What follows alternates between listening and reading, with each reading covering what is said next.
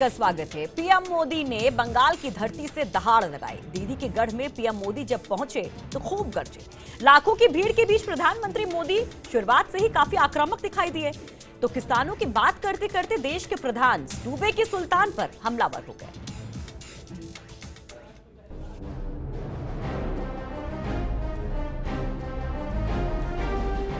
ममता बनर्जी के गढ़ में प्रधानमंत्री नरेंद्र मोदी ने मिशन 2019 का चुनावी बिगुल फूंक दिया है। उन्होंने नॉर्थ 24 परगना के ठाकुर नगर और बर्धमान के दुर्गापुर में रैली को संबोधित किया।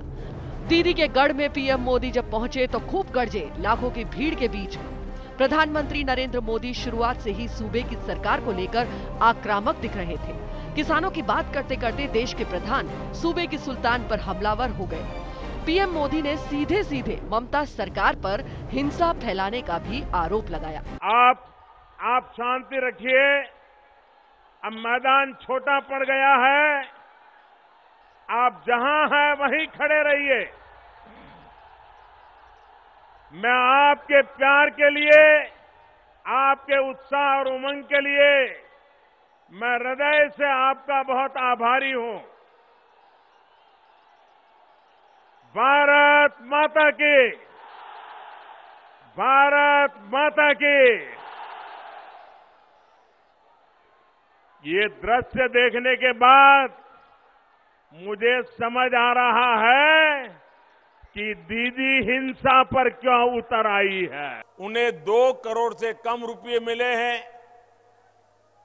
और ऐसे लोग अगर 2 अलग अलग छोटे घरों में वही पैसा निवेश करते हैं तो भी उन्हें आयकर से अब मुक्ति मिल जाएगी, छुट्टी दे दी जाएगी।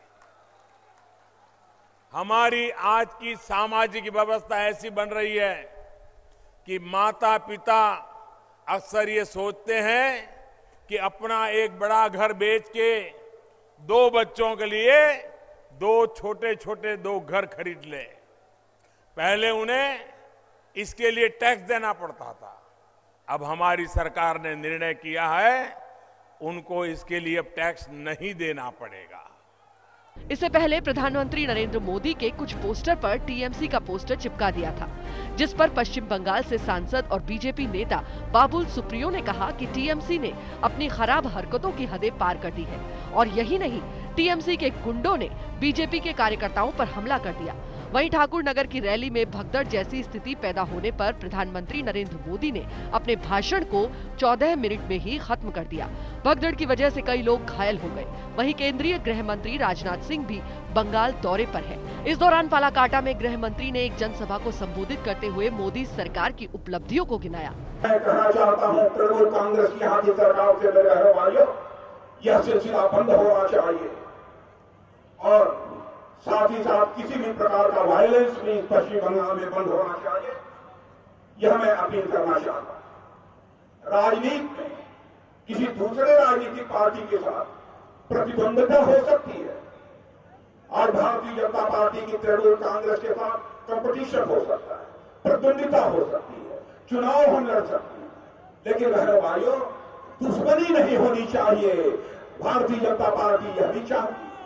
वहीं पीएम मोदी बंगाल में चुनावी सभा ही नहीं बल्कि योजनाओं की सौगात भी देने आए थे। दुर्गापुर में उन्होंने 294 किलोमीटर लंबे अडाल सेंथिया पाकुर मालदा और खाना सेंथिया रेल सेक्शन के विद्युतीकरण को राष्ट्र को समर्पित किया। दरअसल प्रधानमंत्री मोदी रैली को संबोधित करने के लिए पहुंचे थे, लेकिन किसानों की बात जल्द निपटाकर ममता सरकार की नाकामियों को गिनाना शुरू कर दिया। इस रैली में पीएम मोदी बिल्कुल चुनावी मूड में दिखाई दे रहे थे। बता दें कि पश्चिम बंगाल में लगातार बीजेपी का ग्राफ बढ़ रहा है। 2019 में वोट परसेंटेज को और ज्यादा बढ़ाकर बीजेपी सीटों में तब्दील करना चाहती है। Bureau report, first India news.